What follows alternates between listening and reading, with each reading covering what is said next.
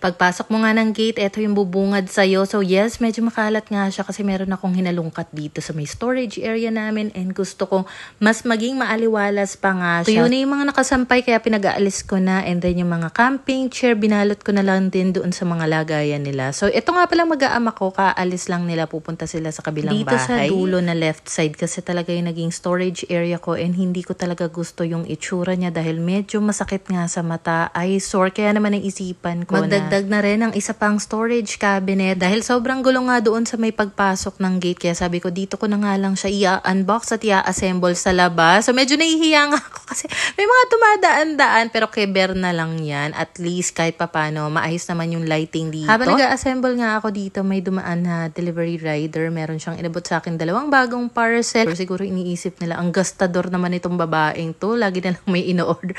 Hindi nila alam, wala naman akong ginagastos sa mga yan. So eto na nga, naipasok ko na nga itong bagong assemble kong cabinet. Sarap lang din talaga maging affiliate dahil nakaka-receive ka nga ng mga gamit sa bahay ng libre. But of course, lagi kong sinasabi, may kapalit yan na effort, time. At saka syempre, namumuhunan din naman yung mga seller sa mga pinapadalang product. So anyway, eto na nga ang struggle ko kasi nung inilagay ko na nga siya dito sa pagpupwestohan niya, hindi siya kasya. Kaya kinakabahan talaga ako kung paano ko nga to ipupull off kasi dito siya intended. So ganito sana yung itsura niya. It's just that hindi ko nga siya maipasok dahil hindi kasya. So nag-iisip na ako, wala akong plan B, paano kaya to? So ang ginawa ko ay lipat ko nga muna yung maliliit na shoe cabinet, then winalisan ko nga yung sahig nung pinag-alisan.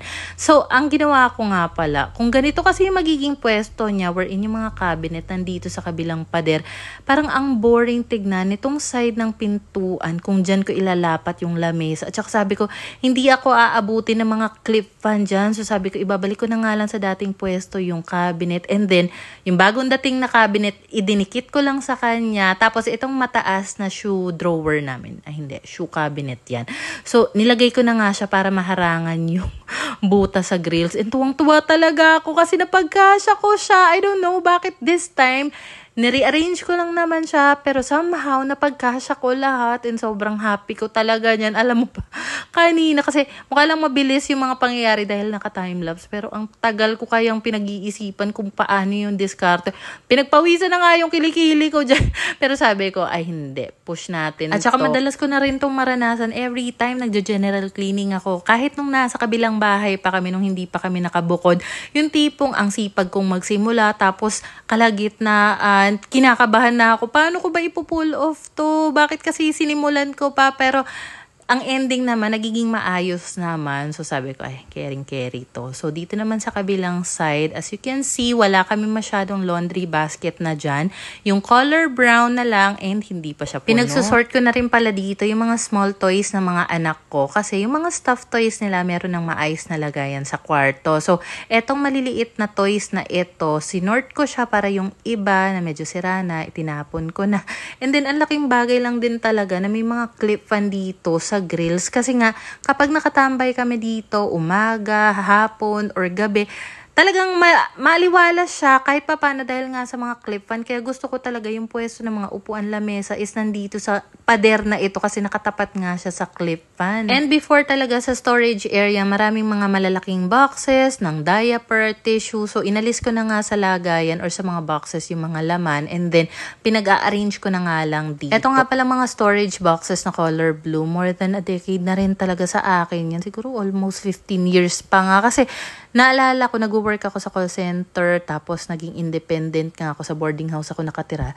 Yan yung pinaglalagyan ko ng mga damit ko. Even up to now na may mga anak ako, buhay pa rin sila. So yung ibang laman ng blue storage boxes na ilagay ko na sa bagong cabinet, and then yung isa pang storage box na maliit, meron kasing laman yun na mga damit naman from Taytay Tiangge.